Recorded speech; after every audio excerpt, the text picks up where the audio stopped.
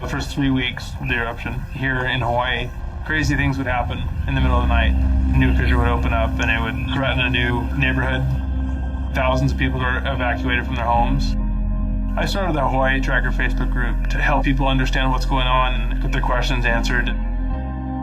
Hey, how's it going? We're live. This is Fissure 20. We had hundreds of people all throughout the neighborhoods sending in videos, articles, and images. We spend a lot of time making sure the accurate information gets out. This is live. Still lava moving. They weren't just sharing a story, they were helping their neighbor. If a family was being evacuated, the group would just jump in and help out. So it was huge. They were watching out for each other. Hello everybody, thank you for coming. Thank you for the support from everybody. As we go through this, we're growing closer together as a community. When tragedies like this strike, you really realize how much you need each other.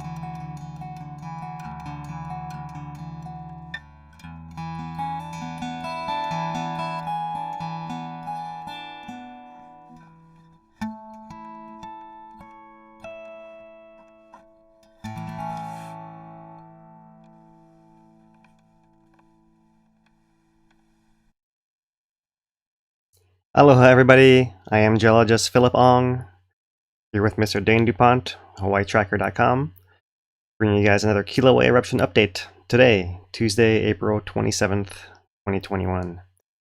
We are now going on week 18, day 128 of this ongoing eruption. Lava output is still really low. It seems to be piddling off, maybe a little bit more. And our main story today is the crusting over of the lava lake coming in on the sides here in this first image here. Area up in here and this area down here in the bottom. We'll go through all of it with some time lapses. We'll talk monitoring signals. We will take some questions. Dane will collect questions and we'll man our streams and we'll answer some questions at the end of our update today. And otherwise, SO2 is still down. The GPS is more or less the same, although there are some interesting things we'll dig into towards the end of our update here. And otherwise, that's the main story, is that the crusting over is coming in quite a bit from the south side, southwest side over here. By my estimates, using the area based on map drawings and all the photographs and all the different angles and all the time-lapse imagery, it comes out to more or less, it's hard to tell exactly, but more or less 20% here on this bottom part of that whole surface before this last week, and maybe 5% here at the top. So the west vent is down here at the bottom. Here's our exit point right here. Let me see if I can zoom into it a little more for you guys. right in there. So it still has that process of crusting over near the vent, and then pieces of that crust will break apart and get rafted away. It's happening in here. Although by all reports, this flow is still fairly sluggish.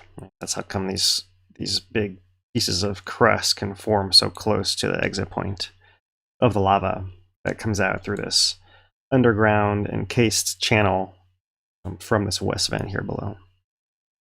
So not a whole lot of changes around the vent in the last week. No ooze outs. We've been still deflating, and I think the first thing to dig into is the time lapses here. Let's start off going through the time lapses. First, the thermal. This is a f1 thermal camera, USGS HVO, and the west vents here at the bottom. And at the beginning of our sequence here, there's a little pad of lava that's coming up the north side against the crater wall. This is what we covered in our update last week. So this is the tail end of last week. Those little flows coming out from the vent, and ever since then, everything has stabilized around the vent. And instead, we're seeing action around the areas that, in this initial frame, you can see are still all hot. Although you see bigger pieces of crust here in the southwest. In fact, this whole area.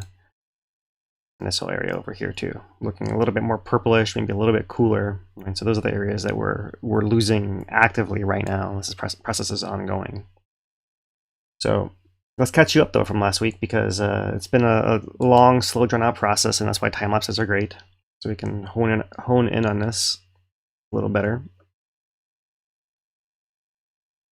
And so pretty quickly here, you can see these areas coming this darker purple color here.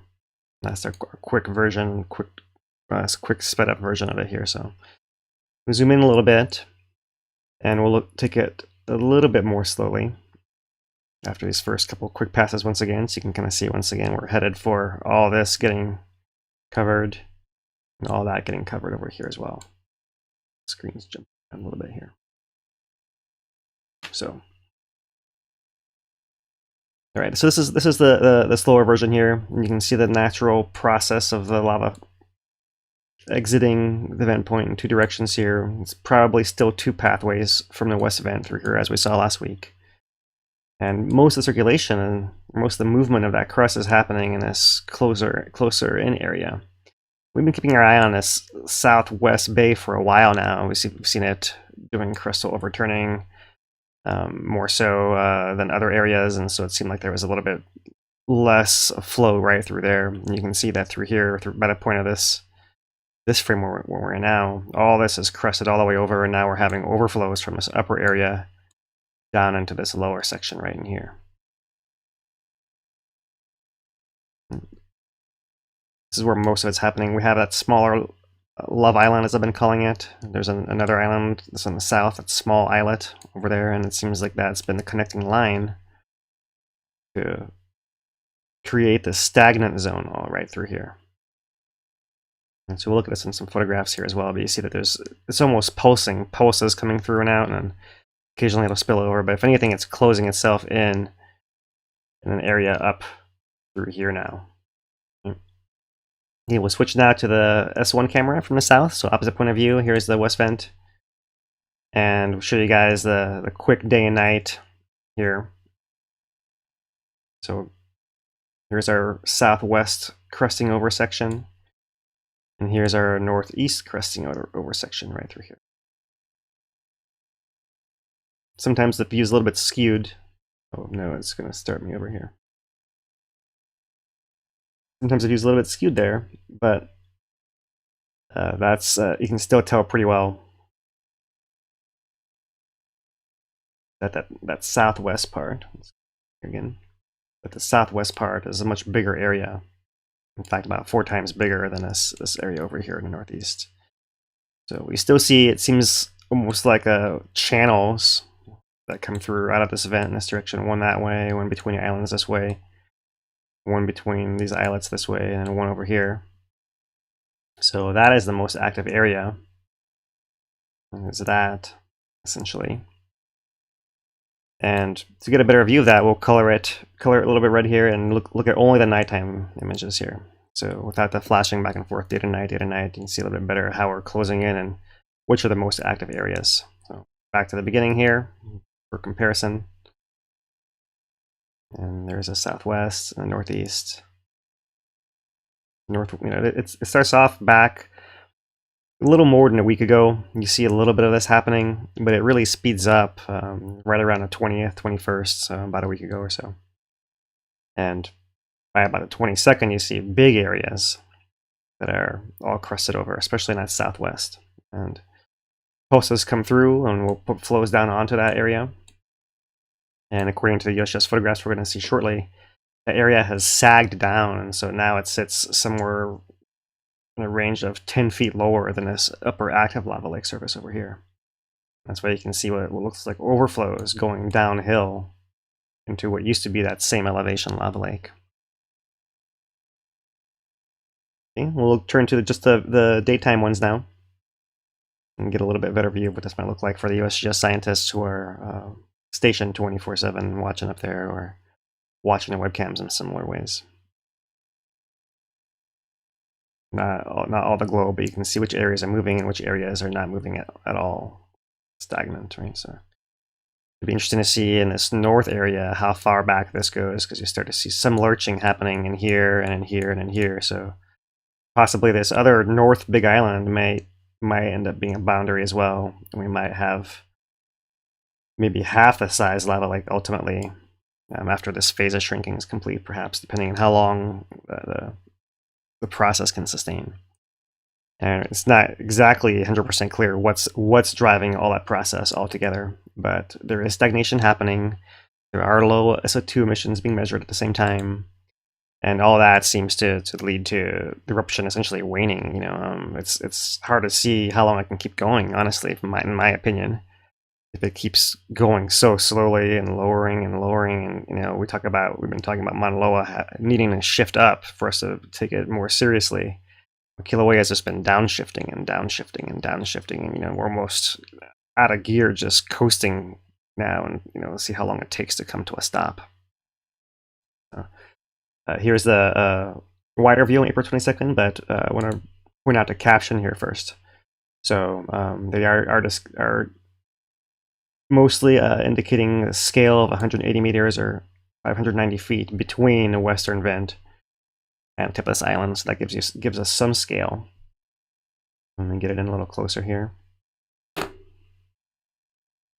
this is a view on the 22nd, so earlier on in the process.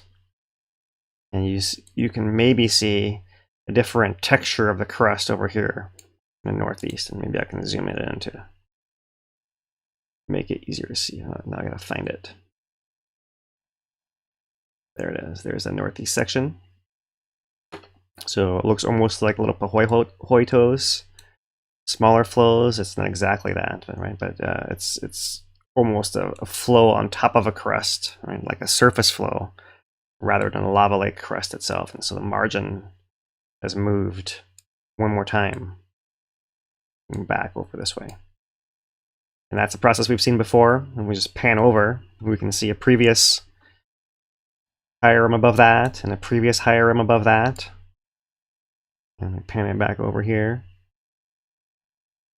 And all the way to the right, we have terraces that go all the way up through here.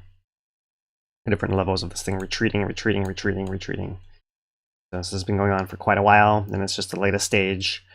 Although it's been fairly stable for a few weeks, and so it's essentially been a pulse of this crusting over that's happened all at once in this past week. Let me scroll down to the southwest part, and I'll scroll across. Maybe just pause right here in the middle. This is the active lava lake surface. You can see how it looks that lighter gray, and how it has much smoother texture there. And even if it has these big pieces of slabs, they're coherent for the most part, right? And you don't see anything necessarily cracked. You see some things starting to ripple a little bit and maybe folding a little bit, but nothing's actually really cracked as much, apart from where lava comes around with the more solid pieces in there. So a lot of liquid stuff. Been very different. If I scroll over here past, here's our Love Island. Originally shaped something like that, or it tipped over and it got attached to the rim. Right, so here is that big sheet of lava. It's flowing down, and now it's changing its appearance down in here. You can start to see it looks almost like pahoehoe flows with pahoehoe ropes in various places as it's almost creating a little delta and spreading out down here. So that's really interesting, especially when you consider that just a little while ago we were seeing circulation not just around the back of this island, but all the way into here as well. And so quite a lot of change happening through here, especially on the southwest side, and the lava rim has been retreating and it's been lining up with, you can see there's a little islet right in there, bigger one over here, and there was another one right in here. So this ends up being the margin, more or less, of our active surface. Okay, moving on. Another view from April 22nd, and this is a close-up of that western part. And the caption is really one of the best pieces of info we have this week. So I will read you guys a caption here. The parts that, because they talk about how this illustrates a process by which the parts of the lava lake become inactive. So it was active as recently as last week, and now the stagnant pahoehoe crust sits 2 to 3 meters, 7 to 10 feet lower than the fluid surface just northeast. The crust overlies and possibly overhangs fluid lava underneath, as evidenced by the incandescence visible through a hole through the levee at the left. I'll point that out here shortly. The process starts when the circulation of superficial lava slows in part of the lake, for reasons that are not entirely clear, allowing the pahoehoe crust to form. At this point, the area is no longer replenished with new surface lava, and the underlying molten lava will actually contract due to degassing, compression, and cooling. The crust may remain attached to the levees, and as the lava underneath cools and contracts, voids can form below the crust. Eventually, deeper accumulation of molten lava may start lifting this area again, as has happened on the eastern end of the Halemaumau lava lake. So eventually the whole thing may keep that slope, but be lifted from below, as the actual crust has its own topography. And eventually it's all still being buoyed upwards by the lava going underneath the crust throughout the entire crater, not just the active point. Right? So when we say that the active lake surface is shrinking and getting smaller, it's not that the lava is leaving and draining and going anywhere. It's just the actual open part of it, the part that's not crusted over, is getting smaller. So underneath it's still liquid and will be, as we've discussed in other updates, it will take decades for that to solidify all the way. So it's going to be liquid in there for a long, long, long time. And so that's the default that we have in there. All right, so but let's come up here and zoom in to this little puka, this little hole, this edge of the crater here. You can see a piece of a pahoehoe crust that's leaning up. This edge over here is higher. It's kind of pinned against the rim, and as this part over here sagged, ended up being tilted upwards at that angle. See, there's like that opening gap right there, and through that gap you're seeing some glow. Not necessarily the actual red lava right there. Right, you could be seeing a lava surface, or it could just be the heat of it. There might be some voids, some gap in there where we can't quite see directly to the lava surface. So once again, cooling, contraction, degassing, compression are the factors there. So fascinating stuff to see how this can change. And from this angle, one more time, there is our Love Island at the top, and smaller islet. Southern islet, and that's kind of the line that you're getting there. Right, not quite clear in here where the boundary might be exactly, but more or less that, and changing as we speak. So we'll look at that here shortly as well. So a close-up view of the vent. Actually can see let's go through here to the original so I can zoom it in for you guys. You can see one of these chunks of solid crust that attaches by the outlet point got rafted away and got tipped, and it's kind of being dragged, partly sticking out of the lava and partly sticking into the lava all through here. another cool texture. It's a pretty common thing by now, but nice that they cut that on the image here. So, and then this is too close in to really see anything else on the margins as far as the cooling concerned. So let's turn to the active cameras now. This is the last 24 hours S1 camera from the USGS. So it's going to be day and night both, but once again, you can see that active area is more or less in here. So we're leaving out that. We're leaving out all of that. So you can still see what appears to be these channels moving through. And you see quite a lot of darker crust through here as well, especially because these islets are still preserved in here. So this is a process still ongoing. We'll have to wait and see, and we'll update you guys next week on how far back this current boundary will retreat. The S1 camera, take a view from the KW camera, which is similar to our thermal camera, but the visible version. So from here, you really can see the back part, the eastern part of the lava lake that was first a crust over. That big island that's now frozen into the middle of that crust. It looks like a handle on a pot lid right there.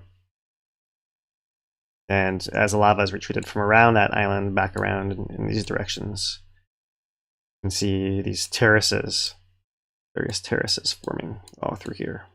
On the north side, and also more easily visible in this view on the south side. So really interesting. The actual crust back here has still been lifting, right? But now it has this terracing preserved within it, which is a fascinating thing to see. All right, that's a KW camera, and then back to our thermal. Last 24 hours here, and you can see that there is still movement,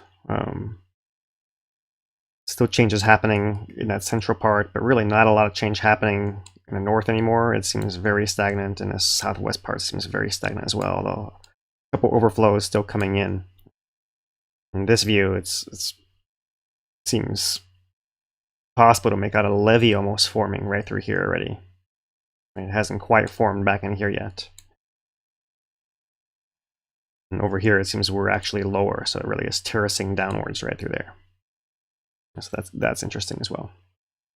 Yeah, interesting that we'll have to see if this actually may be lower or not. We haven't seen if this is lower or not, or if this may be higher. It's not quite clear to me here. Interesting things to consider, whether it's doing the same thing as a southwest part, or the opposite, right? Whether there's any tilting going on. Not quite clear. So all those are peripheral changes on the edge of that active lava surface. So the surface is shrinking, but at the same time, it has maintained its height. And so if we look at the depth of the lava lake over the past week, you can see all these small variations up and down,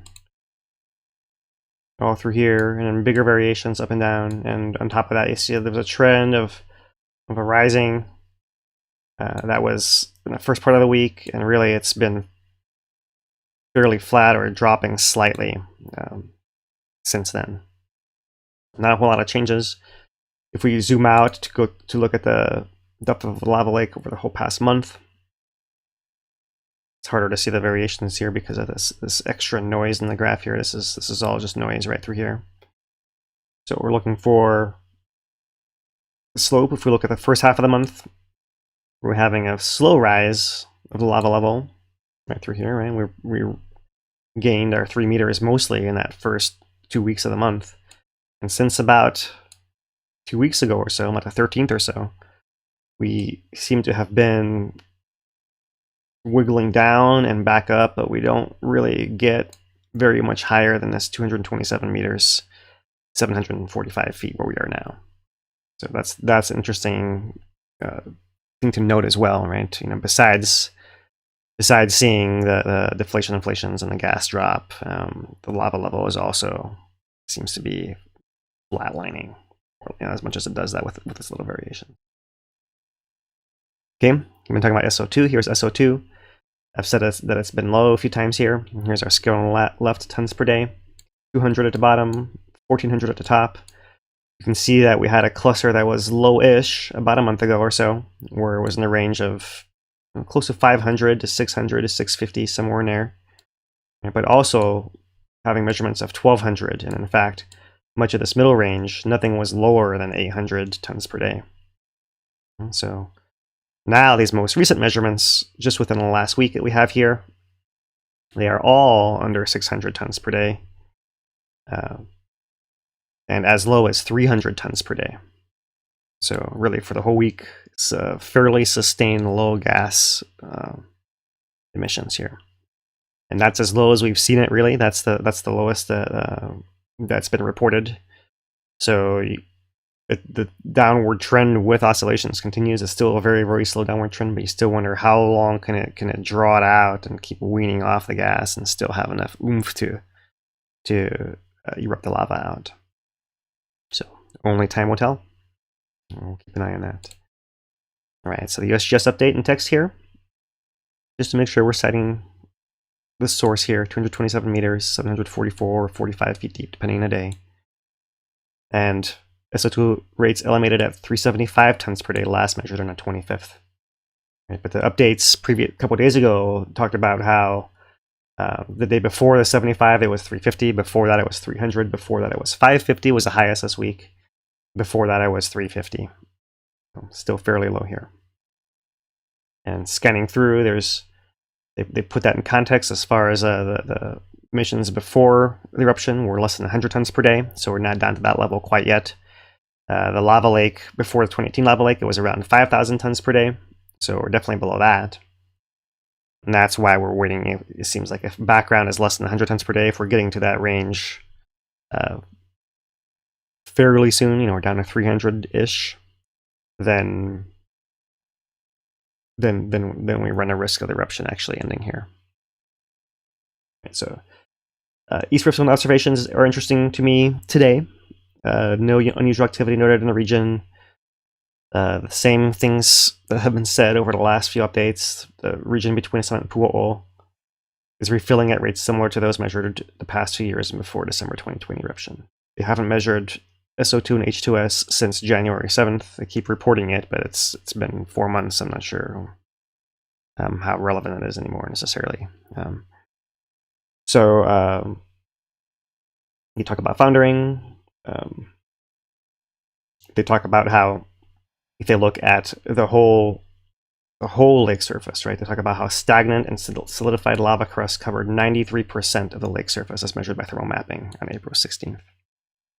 And so that's, if you look at the whole crater altogether, it's really most of the way 93% crusted over from its maximum amount that it was, which was prior to the beginning in January. All right, so here's some more observations. Recent SO2 emission rate measurements suggest diffusion rate has decreased over the past week. Past decreases in emissions have occurred while summit tilt was decreasing, whereas a recent drop in emissions occurred while summit tilt was slowly increasing during the last week. It is common for eruptions to wax and wane or pause completely. It is unclear if the current decrease in activity will continue and hazardous conditions remain. Monitoring continues. So that's the official word published by the USGS. So very similar, I hope, to what you guys have heard me say. All right, so there is a new map issued as well. And actually from that map, there's not a whole lot of change on the surface, but you really can see that the red zone, this is all actually was issued before there was this contraction. This crusting over. So you can see beforehand, the position of the islets in our new crusted over area is now something like this, all through here. And on this side, it might be something like that on that side. There. And so that's how much has come in. And that's the 25% of this red area from last week. And then if we look at the USGS number, then we're looking at 93% of that whole thing is what's crusted over. And so we also can come here to the side and look at the statistics. Surface, 745 meters, 244. So for the bottom, 228. I'm not sure if that's actually a typo. I don't see a 228 on any of the graphs anywhere, but it might be 226 at the time, perhaps. So it's 27, 226, 228. Not a whole lot of difference right in there. Active lake area was still 8 acres back at that point in time. I now have it down to a little over 6 acres active, and possibly decreasing since I estimated it. Right, the total lake area has increased a little bit, so we've gained 3 acres from the ooze-ups on the side and the whole crust rising, and a little bit higher, the ice cream cone flares out a little bit more. So just that little bit of rising allowed us to gain an extra 3 acres. Seems likely to me around the edge here. So that's the only difference there. And we've ticked off our 40 million cubic meter mark. We're at 38, 39. Finally, we're to 40. So we can actually look at the releases of these map dates and do calculations of the effusion rate, as USGS talks about how it's actually low. And very similar still that down here we're at the somewhere in a range of half cubic meter per second long-term average of eruption. This blue line is one we care about. That's showing how much lava is coming out using the SO2 as a proxy, and the volume as well. Calculated volume and rates. So, all right, let me move on from that and go on to the tilt. So the tilt was generally increasing, right? But you do have a lot of these deflation-inflation events in the last month. 1, 2, 3, 4, 5, 6. We have one going on right now as our 7th. So they're a little bit more frequent. In fact, the one that just ended earlier in the week was part of a triple, or it never came back up the whole way. Really, right? That's so like almost a triple event right in there. And hard to tell what pattern is behind that when you have all that background on top of it. So that may actually have an effect. We've talked about in the past how pool eruptive phases have changed due to big deflation-inflation events affecting the vent and nozzle essentially there. So that could be a possibility, but it does seem that things are really waning faster now than before. Okay, this is the last week, so there's the last of that triple, and coming up a little bit, and this is the area of rising inflation that they're talking about when that was actually happening. Right? And then now a big deflation to go along with it too. Yeah, so it's been a little backwards because we have had during a deflation event is when we had a lot of those vent changes before. So it's like almost gurgling, and some things are starting to look funny. In fact, even the shape of this tilt plot, this is a nice deflation-inflation curve right in here, nice and concave down, slowing, and then sharply upwards, and then rounding off, right? And okay, V's are okay too, and then you start having some wiggles and coming up and flat, and it's just starting to look a little funky, like there's several overlapping processes happening there, and that's not one signal coming through. And so maybe some superimposed signals through there. So that's the tilt, and we'll scroll to GPS. And once again, this is the north-south line across the caldera. So when it's going upwards, the caldera is spreading apart, presumably due to magma injection, although possibly due to that south flank, south caldera wall also pulling apart, and that also can lead to magma coming in. So you see in this past year plot the buildup for eruption, hitting another gear here. In the last part of 2020, when eruption begins, we contract, and we have a series of deflation-inflation events that actually are superimposed on this longer pattern of a fairly steep spreading still, right? So the extension rate is still fairly high, not as high as this, but higher than this. So fairly high extension rate. And so we noted last week that it appeared that there was a period of flatter and a slower extension rate right through here. And now maybe you can see it appears, it's just beginning, but it appears that the extension rate is resuming that steeper upward climb once again. So there's still something is causing this, and it's going to be part of the story once it all gets untangled as well, to go with the gas and the crusting over and everything else. And so if maybe not as much stuff can get out, maybe it can cause more the spreading and swelling of the volcano, but that's still including the possibility of multiple batches of magma down there causing deformation in different ways. So unclear, we'll have to wait and see more, but it's just worth noting that we start to see a different pattern a little bit right in there, and with all the caveats of it being the most recent data and maybe not being the most corrected data. So, but let's go here and from here. We'll scroll down, let's go past the 5 years, let's go to the Pu'u'o Cone one on the East Rift Zone and spend a little bit of time exploring this. Because from north of Pu'u'o to south of Pu'u'o, you saw the build-up stretching as magma was filling that area as well, filling the whole East Rift Zone before the summit eruption. So there is filling the Rift Zone and then reaching its capacity, presumably. And then the capacity here was, strong enough to hold everything in, and when it broke at the summit. So everyone in the lower East Rift Zone, there's still no reason to believe anything has changed as far as that goes.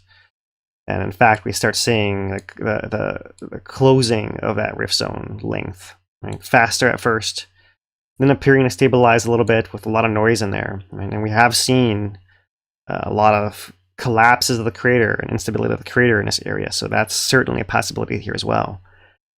But when we come to the right end of this graph here, it starts going pretty nuts.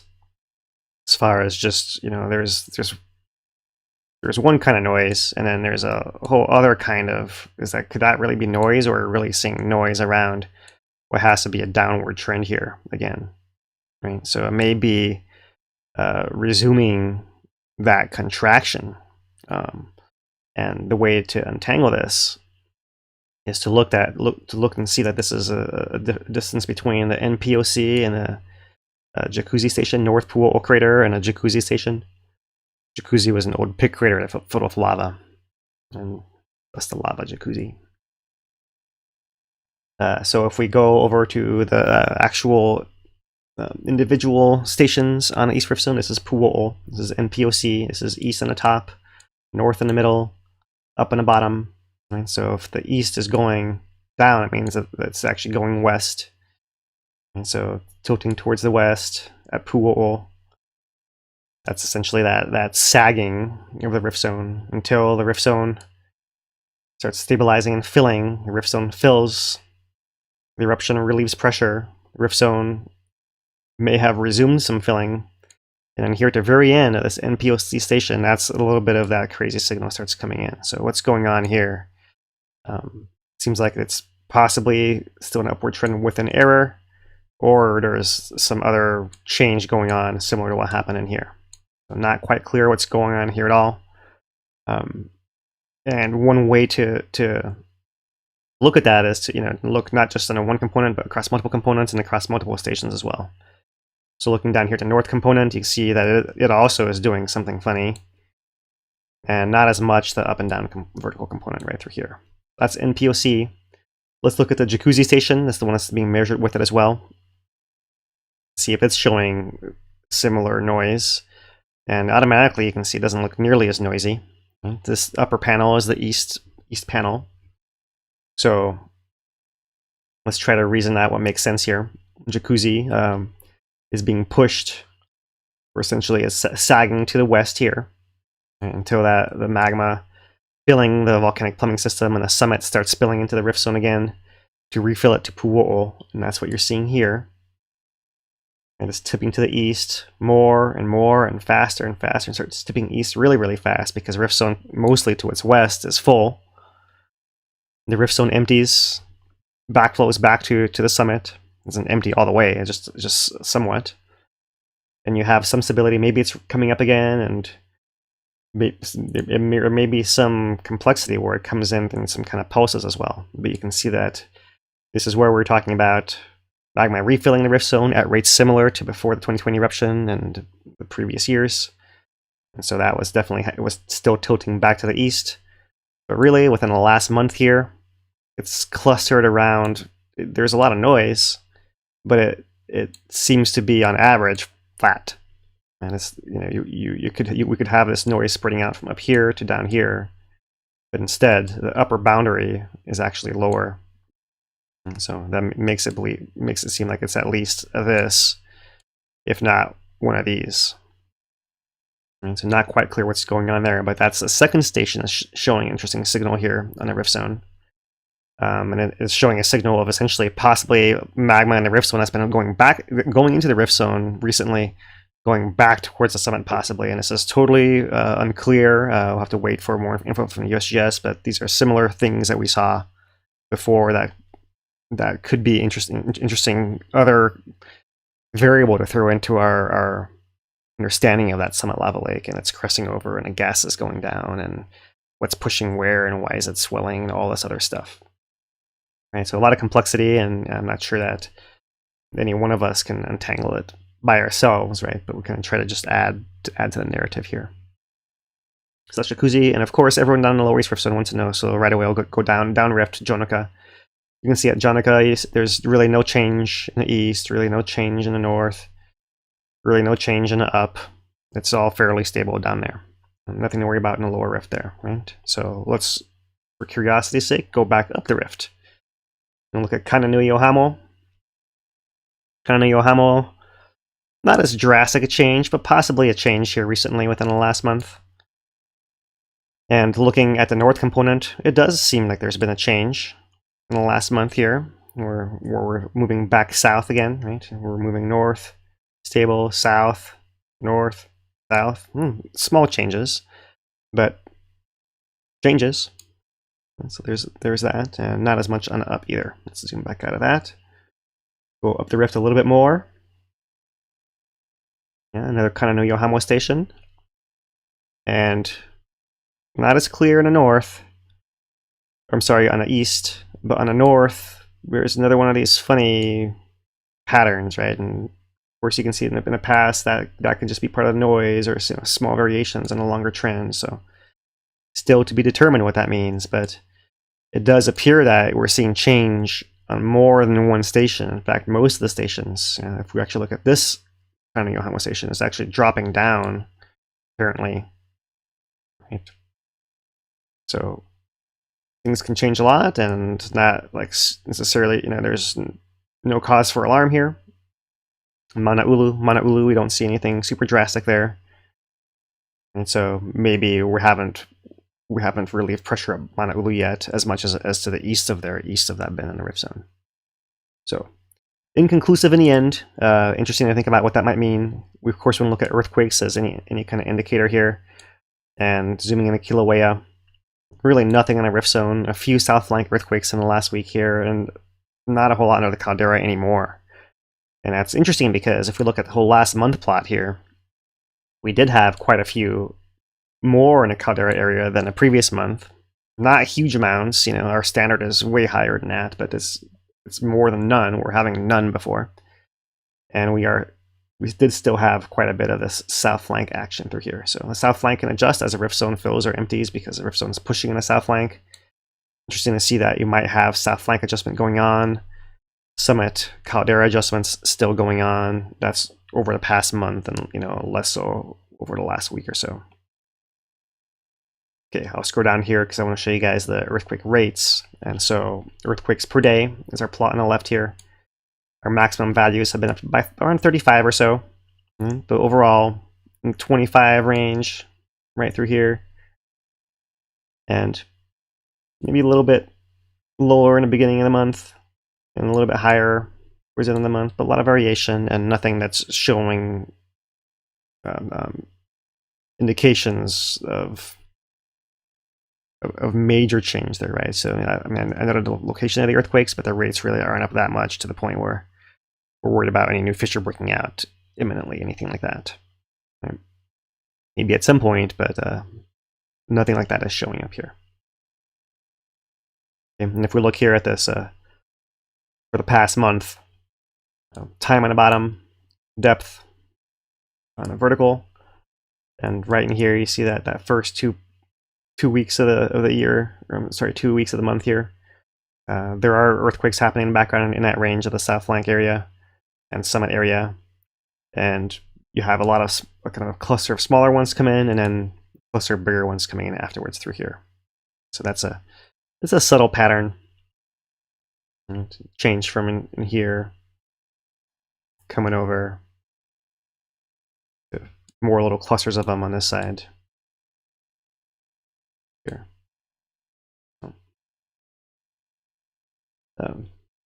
Changes are happening, and we'll get our answer at some point soon.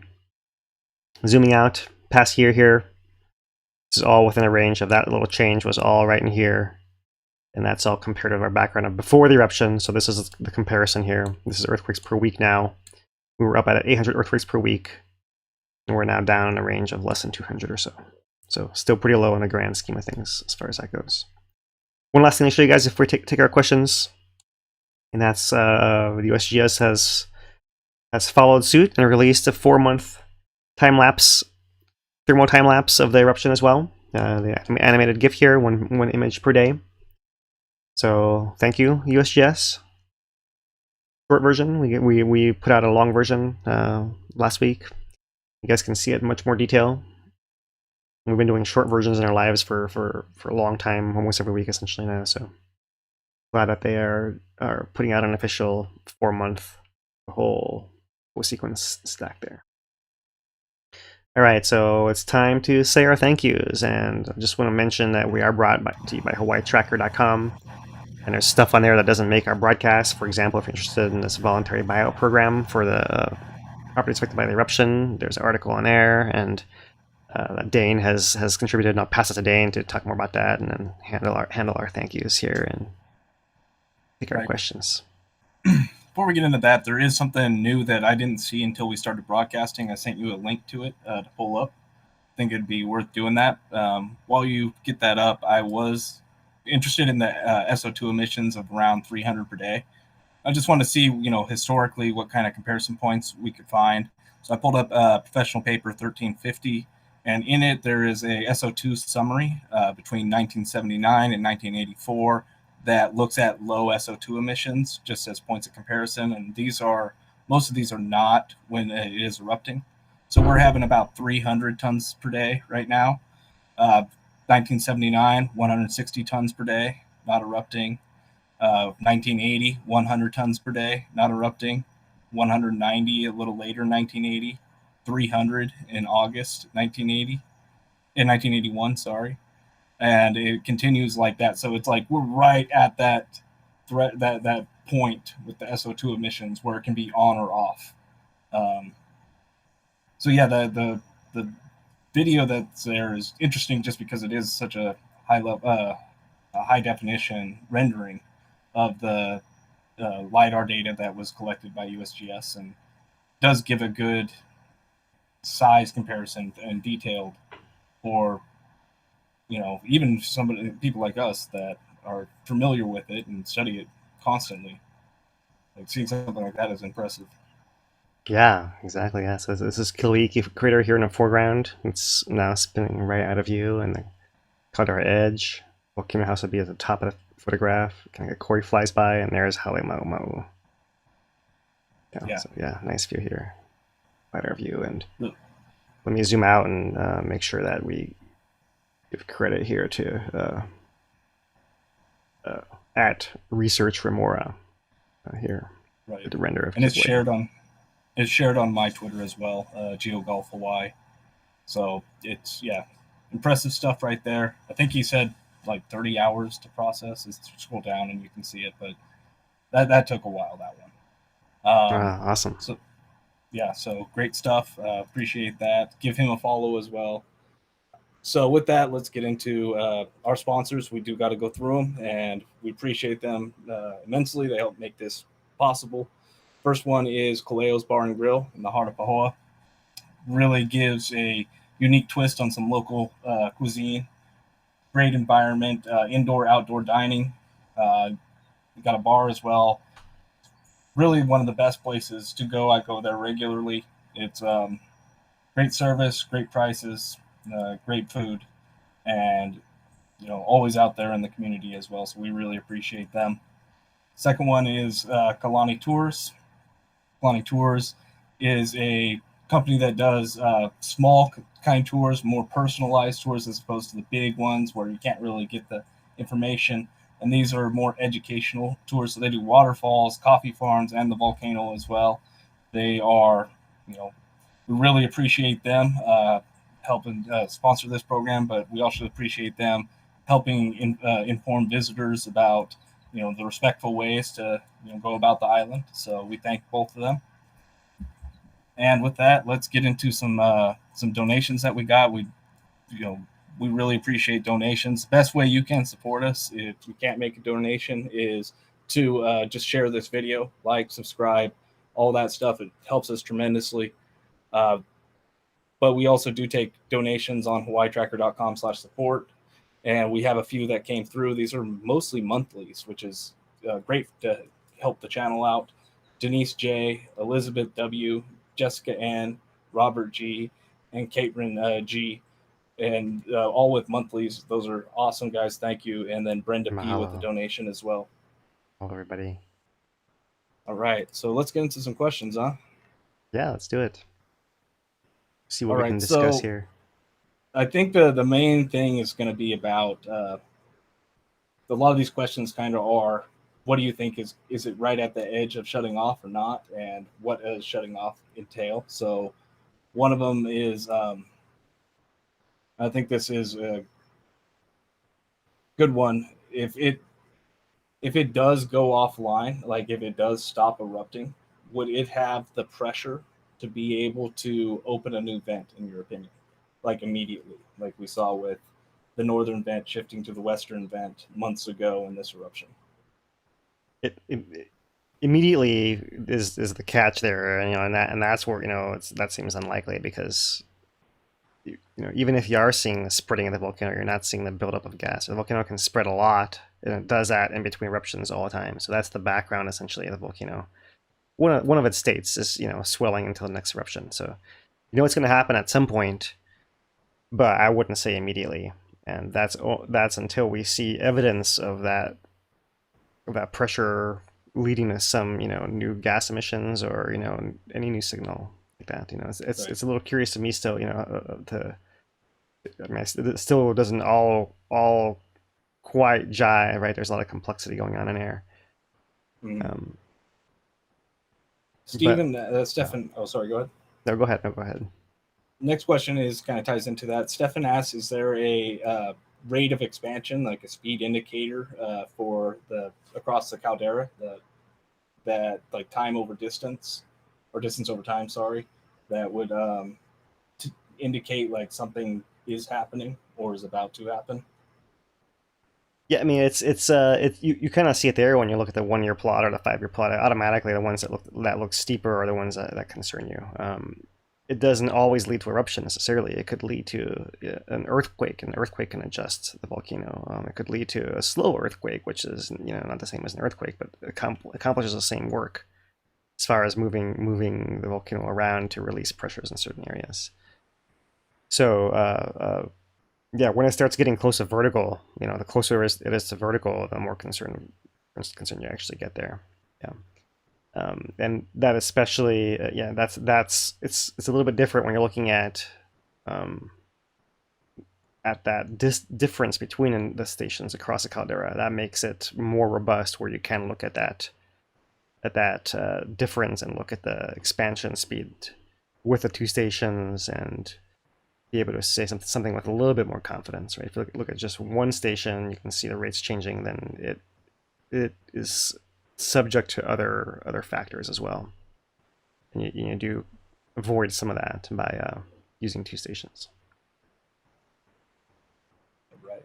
So Joey asks kind of a complex question here, but he's considering what it would look like, or what the process would be for Kilauea going more inactive and Mauna Loa turning on. Is there precedent that we could talk about? Yeah, I mean, we've opened this can of worms before, and it's a big one, and we have, I think, a whole highlights video on just this and the connection between Mauna Loa and Kīlauea and how they can affect each other, right? it's not exactly clear is a short answer, but there are ideas that they can be affected, and it kind of depends what's going on. If they are both active together, it could be due to a pulse that's common to both of them. But when you don't have that, then you can have the waning of one volcano influence activity increasing another volcano. That seems to be at least possible through the modeling.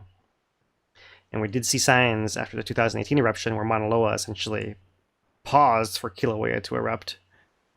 Right after Kilauea was done erupting, Mauna Loa resumed, and it resumed at a faster rate than before, because before that Kilauea was also still erupting at a pu'o. A pu'o eruption was our background, but it was it was a long-lasting eruption. Lava was coming out of the ground. Even if slowly, it was still close to 10 times faster than it's coming out now. Right, so that's the connection. There might be, based on modeling, several months delay, up to 6 months delay, perhaps, if it's a poor pressure actual mechanism. Of course, that's the deeper pressure going down all the way through the conduit, down underground, and across the hotspot pathways and up the other one. That's one way that it can affect each other. There's also the actual just the swelling and being able to push Kilauea out of the way, because Kilauea is Mauna Loa's south flank. So if Mauna Loa wants to expand, its south flank usually is the one it moves rather than its north or west flank. Right? The southwest does move also. The south one is the one it really needs to move. And if Kilauea is pushing back and trying to swell against it, then that could also have an effect.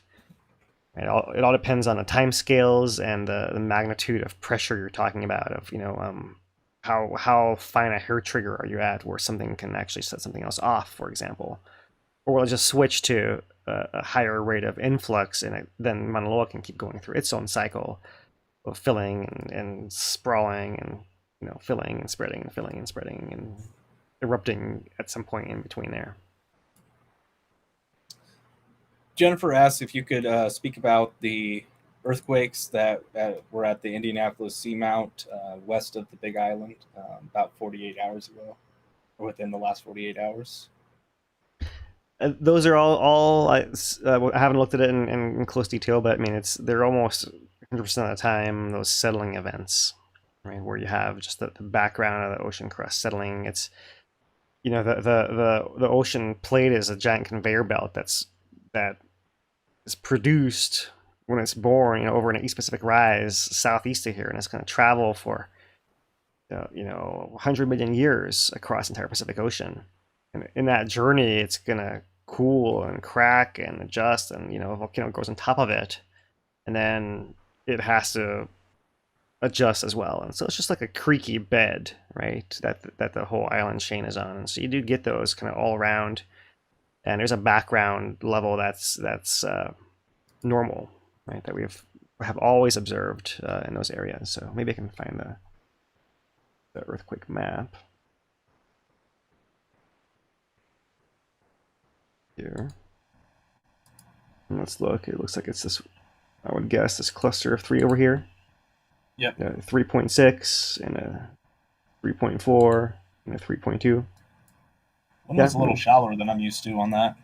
Yeah, 1.7 kilometers, 2.7, 1.6. Usually Yeah, so yeah, they're kind of shallow for adjustment earthquakes, but that can still happen. Yeah. Let's see if I can change my layer here, and let's do an ocean layer. So there's no obvious fracture zones going right through there, but it's interesting that you get three at once. But it might have been, which one was the first one? That one is 1305, 57. It's almost like a foreshock aftershock sequence. Right. Right. So they can be related to each other. Certainly, they seem to be.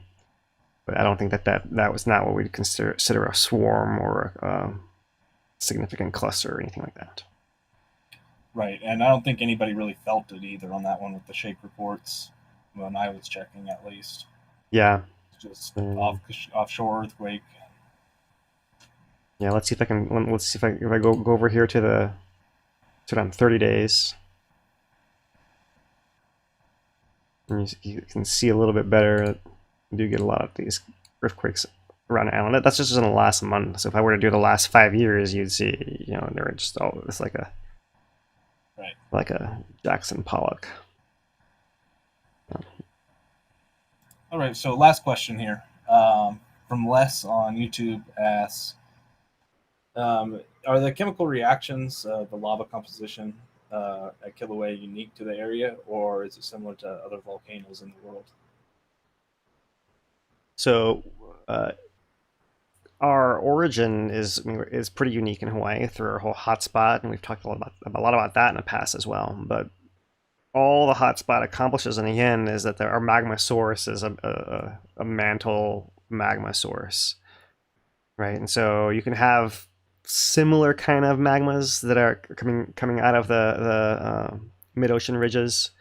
There are important differences for geologists, you know, but for everyday people, those are all just the basalt, as we call it. That's the kind of lava that we have here. And you do get basalt other places in the world as well. There are other volcanoes that produce basalt, you know, and there's different kinds of basalt, and basalt's a whole range of silica compositions, right? That can be slightly more viscous or slightly less viscous, and so you can have one happening in Iceland that can be basalt also. It can be slightly more viscous, for example, and that's a possibility there too. But we are at the far end of the spectrum, right? So, you know, there's not as many at our end of the spectrum as there are at the other end of the spectrum, to answer your question, Les.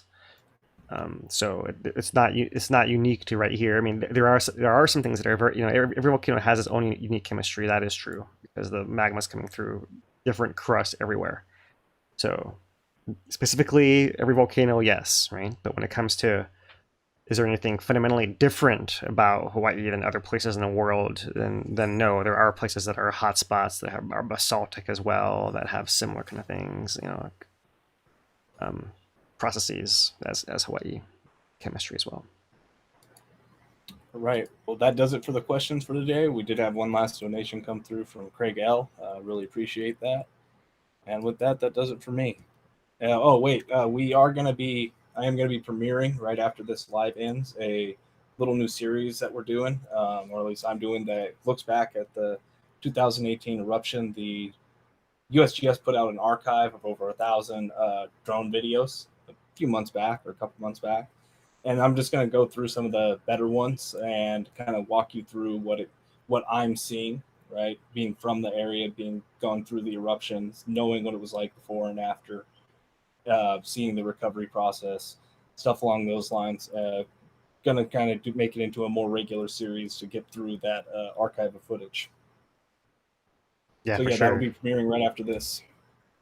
Yeah, you guys make sure to stay tuned and to stay on YouTube and check that out. I think, how long is the video? Then it's not super long, yeah. So it's only like 5 minutes. This one. Yeah, so he'll have short little episodes, and he's not going to ask you guys to stick around forever. But yeah, he does a great job. There, you know, there's the number of features and how much is going on in those videos is overwhelming, even for me.